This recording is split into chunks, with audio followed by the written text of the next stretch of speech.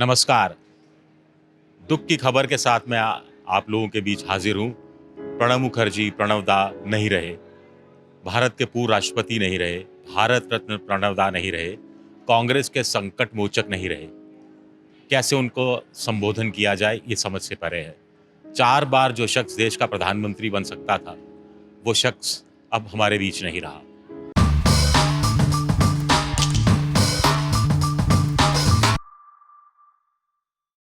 सबसे बड़ी बात है कि जब 2012 में वो राष्ट्रपति बने थे, तो राष्ट्रपति बनने के लिए भी उन्हें ठीक-ठाक ज़ोर लगाना पड़ा था।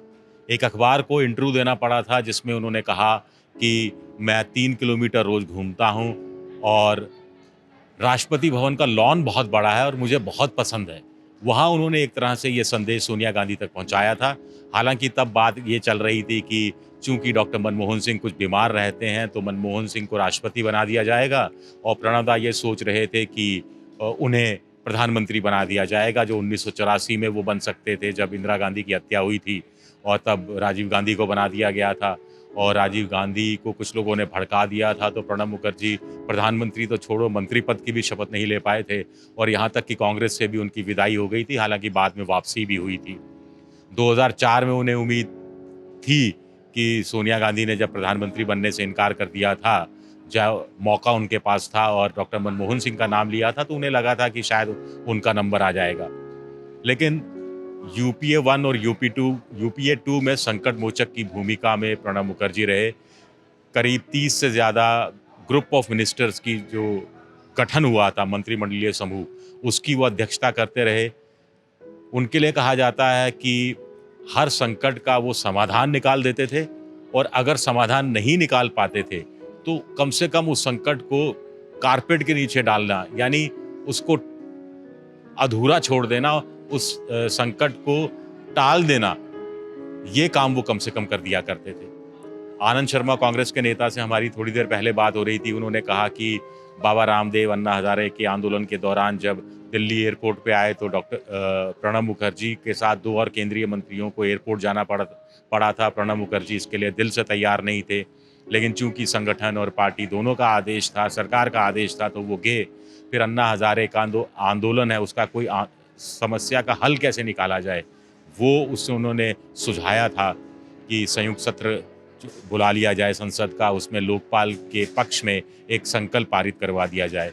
पचमढ़ी सम्मेलन जो कांग्रेस ने बहुत पहले किया था और जिसमें कांग्रेस में अर्जुन सिंह और प्रणब मुखर्जी के बीच अकेला चलो रे होना चाहिए या गठबंधन करना चाहिए, इसको लेके बहुत सारी बातें हुई थी। प्रणब मुखर्जी मोटे तौर पर उन्हें लगता था कि लालू यादव हों या दूसरी पार्टियां हों, क्षेत्रीय दल, उनके साथ कांग्रेस को गठबंधन करना चाहिए और ये जो गठबंधन वाली सोच थी उनके बहुत काम आई, क्योंकि ये यूपीए 1 हो चाहे यूपीए 2 हो, ये गठबंधन के आधार पर ही चल रही थी। उससे पहले नरसिम्हा राव की सरकार हो, वो भी गठबंधन के आधार पर ही चल रही थी। तो गठबंधन की सरकारों में भी प्रणब मुखर्जी के पास एक बड़ा मौका संकट मोचक के रूप में था कि उनको कि कैसे अलग-अलग दल जो नाराज़ हो जाते थे या छोटी-छोटी मांगें हो जाती थी, उनको समझाने का सिलसिला वो कैसे जारी रखें। 2009 में अमेरिका के साथ nuclear deal doctor Manmohan Singh करना चाहते थे।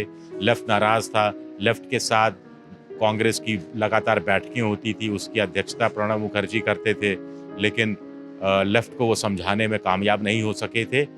तब सरकार पर संकट मंडराने लगा था, लेकिन प्रणब मुखर्जी की चूंकि मुलायम सिंह से अच्छी दोस्ती थी, अमर सिंह से अच्छी दोस्ती थी, तो वहाँ के करीब, अगर मैं सही हूँ तो शायद 38 सांसद थे और उन 38 सांसद समाजवादी पार्टी के जो थे, उनके बल पर मनमोहन सिंह सरकार को बेल आउट एक तरह से उन्होंने कर दिया था।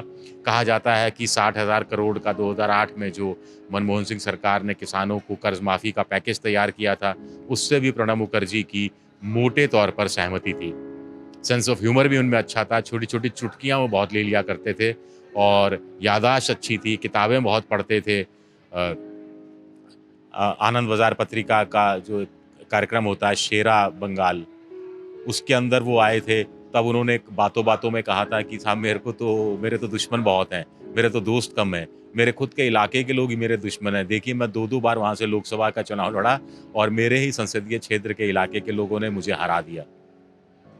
खैर, राष्ट्रपति बने तब कांग्रेस ने उन्हें राष्ट्रपति बनाया था। 2014 के बाद फिर ये कांग्रेस की सरकार चली गई थी, मोदी जी की सरकार आ गई थी।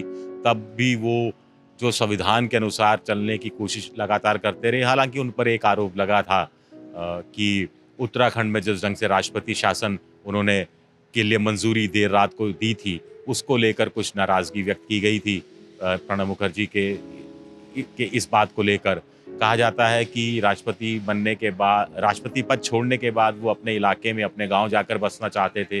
बीच में वो 1-2 बार गए भी थे, अपना घर बड़ा बनवा रहे थे कि पूर्व राष्ट्रपति जैसा घर होना चाहिए। लेकिन अंत में वो दिल्ली ही रहने का उन्होंने फैसला किया। किताबें भी लिखी, किताबों में बहुत कुछ राजनीतिक परिदृश्य क्या है, वो बहुत कुछ सामने नहीं आया, बहुत कुछ उन्होंने छुपा कर रखा। मान रहे थे लोग कि एक आध किताब उनकी और आएगी, जिसमें वो बताएँगे कि यूपीए 1 और यूपीए 2 के दौरान कैसे सरकारें चलती थी, कैसे 10 जनपद का योगदान या उसमें उनकी महत्वपूर्ण कड़ी के रूप में 10 जनपद यानी सोनिया गांधी का निवास स्थान आता था और कैसे वो प्रणब मुखर्जी मंत्रिमंडल के दूसरे सहयोगियों के साथ मिलकर काम करते थे और अंदर की कुछ बातें, लेकिन अंदर की बातें वो अपने साथ ही लेकर चले गए। और शायद उन्होंने कहीं कहा भी था कि बहुत राज है मेरे पास, लेकिन ये मेरे सीने में ही दफन होंगे और मेरे साथ ही जाएंगे। इस तरह के नेता मिलते नहीं हैं। एक पुरानी पीढ़ी, एक बुजुर्ग पीढ़ी के ऐसे छत्रप, अंतिम छत्रप हम कह सकते हैं, एक ऐसा स्तंभ जो अब ढह गया है। इस तरह की राजनीति करने वाले लोग अब रहे नहीं। प्रणब दा को अंतिम सलाम। एक शेर है कि ज़माना तो सुन रहा था बड़े गौर से, हम ही सो गए अपनी दास्तां कहते कहते। तो बहुत कुछ अभी बाकी था। एक बुजुर्ग नेता के दौरान उनसे जो देश की जनता को, देश के युवा नेताओं को मिलता, लेकिन वो शायद अब नहीं मिल पाएगा। एबीपी न्यूज़ आपको रखे आगे।